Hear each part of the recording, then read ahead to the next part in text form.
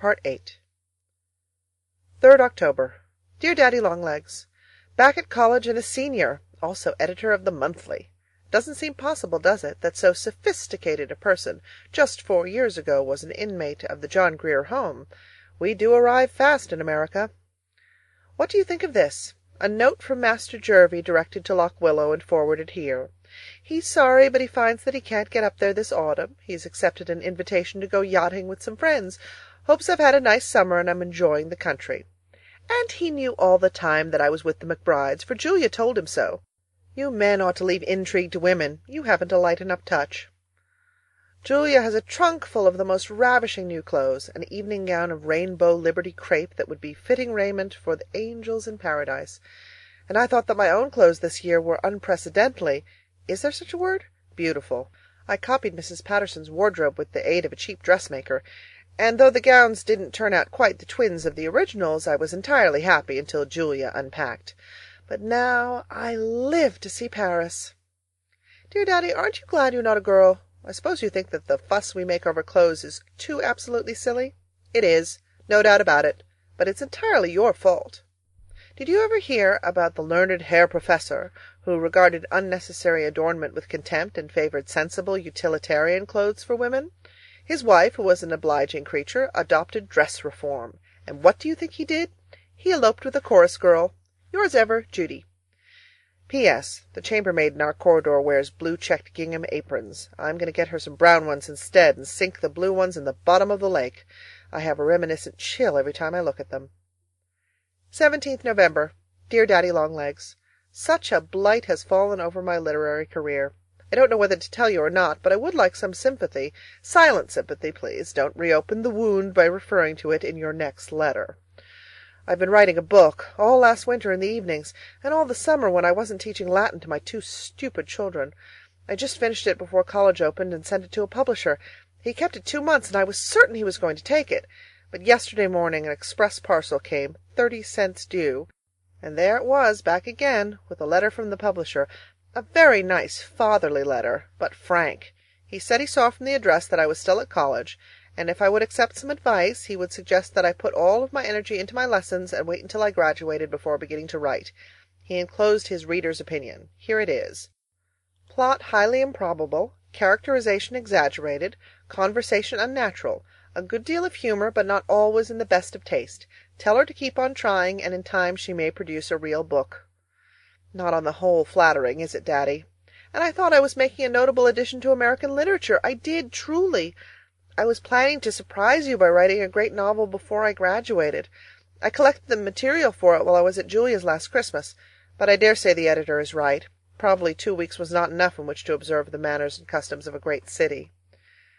I took it walking with me yesterday afternoon, and when I came to the gas house, I went in and asked the engineer if I might borrow his furnace. He politely opened the door, and with my own hands I chucked it in. I felt as though I had cremated my only child.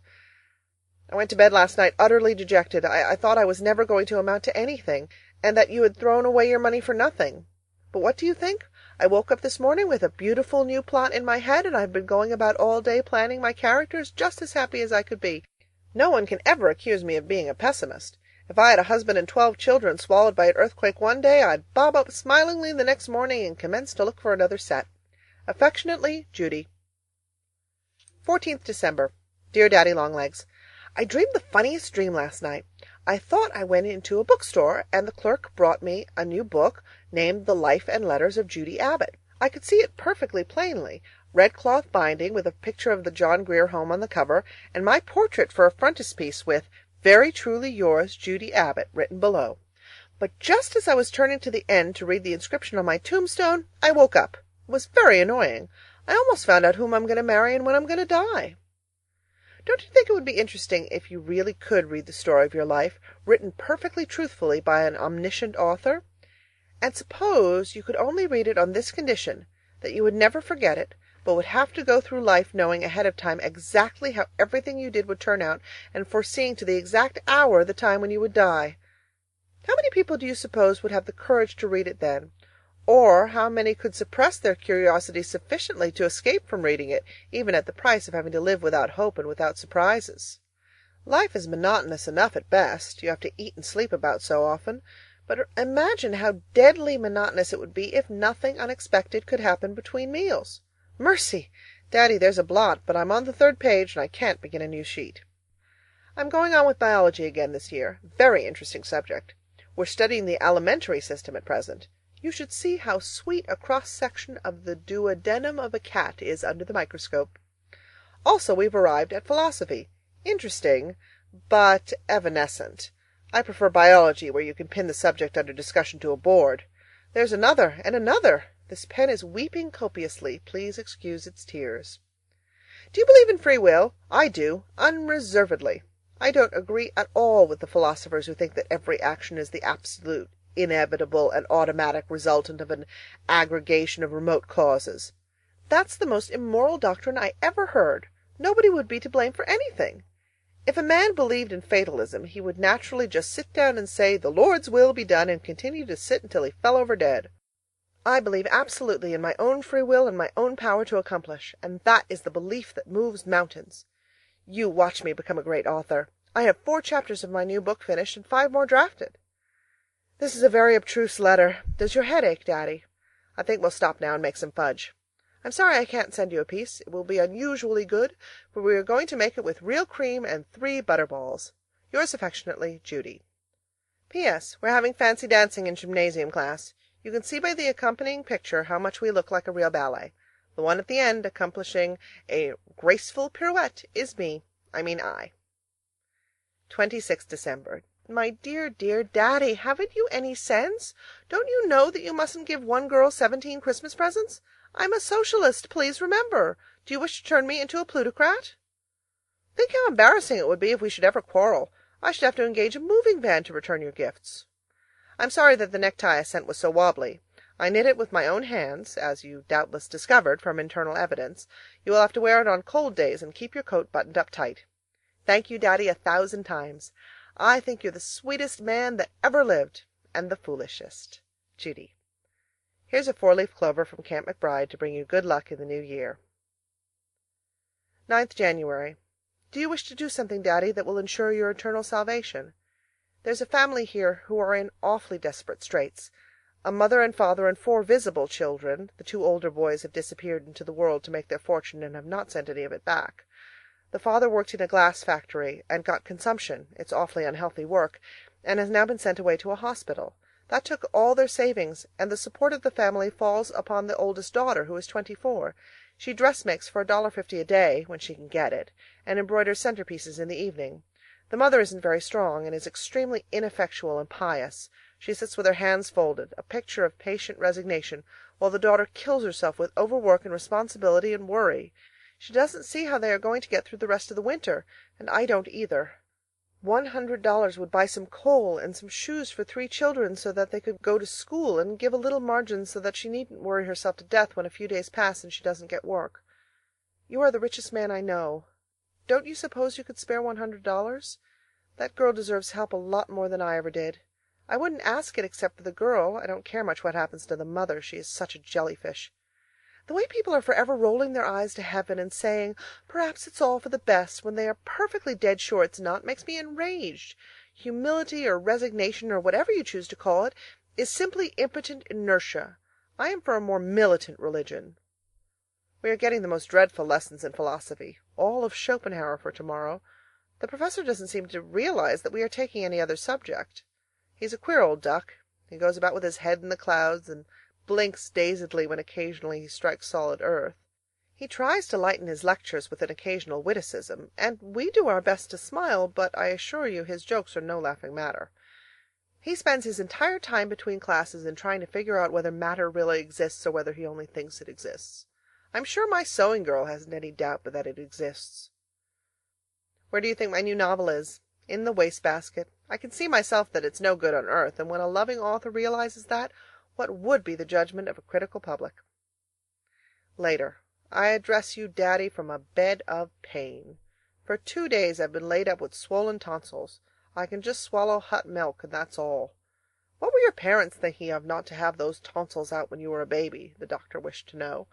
I'm sure I haven't an idea, but I doubt if they were thinking much about me. Yours, J.A. Next morning. I just read this over before sealing it. I don't know why I cast such a misty atmosphere over life. I hasten to assure you that I am young and happy and exuberant, and I trust you are the same. Youth has nothing to do with birthdays, only with alivedness of spirit. So even if your hair is gray, Daddy, you can still be a boy. Affectionately, Judy. 12th January. Dear Mr. Philanthropist, your check for my family came yesterday. Thank you so much. I cut gymnasium and took it down to them right after luncheon, and you should have seen the girl's face. She was so surprised and happy and relieved that she looked almost young. And she's only 24. Isn't it pitiful? Anyway, she feels now as though all the good things were coming together. She has steady work ahead for 2 months. Someone's getting married, and there's a trousseau to make.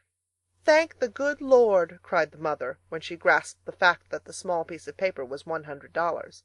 It wasn't the good Lord at all, said I. It was Daddy Longlegs. Mr. Smith, I called you.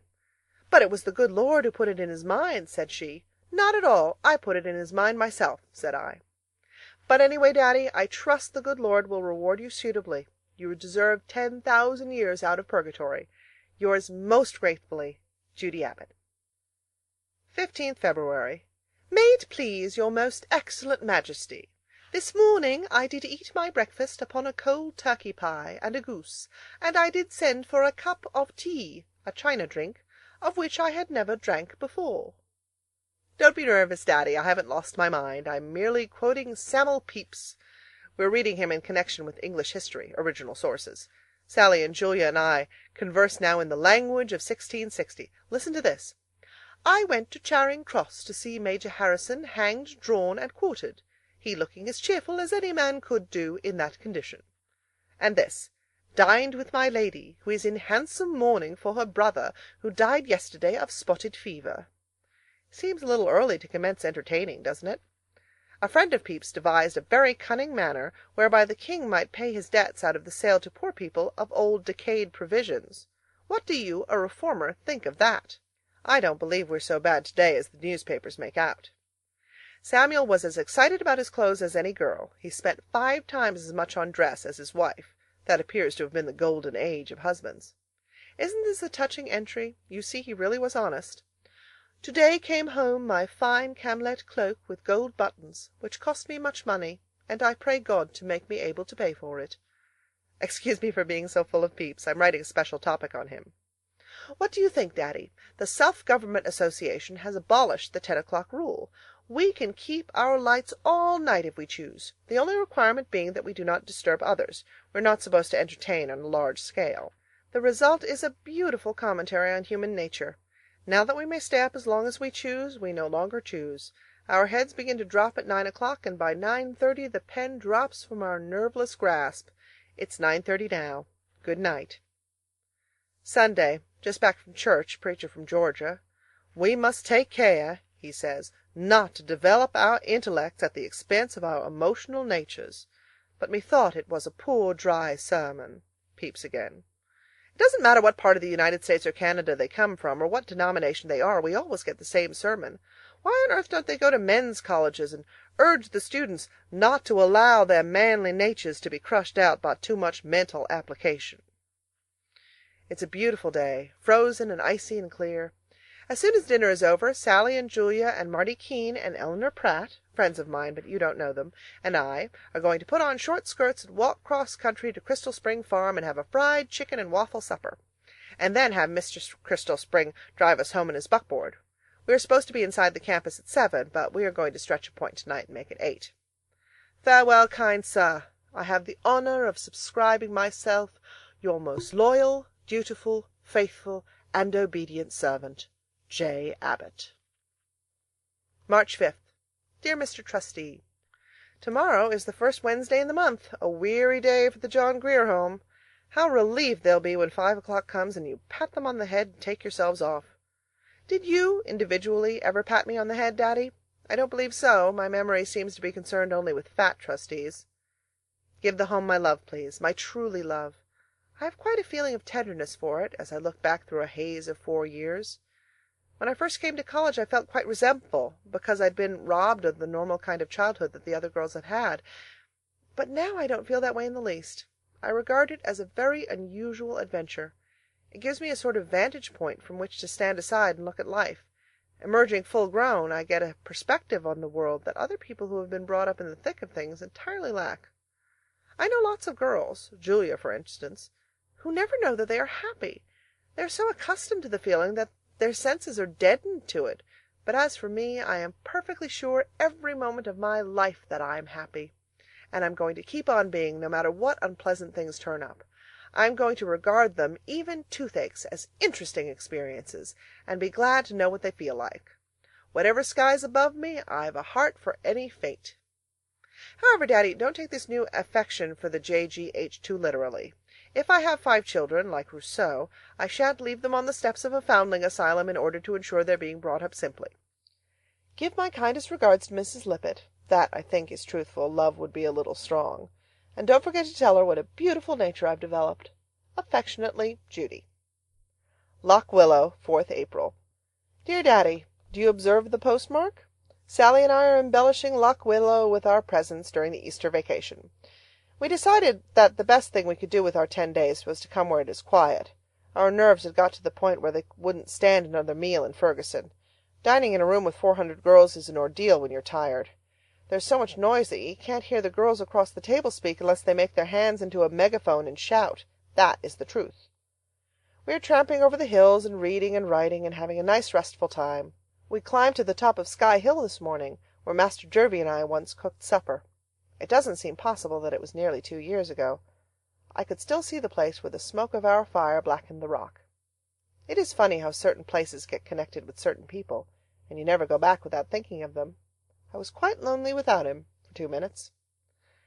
What do you think is my latest activity, Daddy? You will begin to believe I am incorrigible. I'm writing a book. I started it 3 weeks ago and am eating it up in chunks. I've caught the secret. Master Jervie and that editor man were right.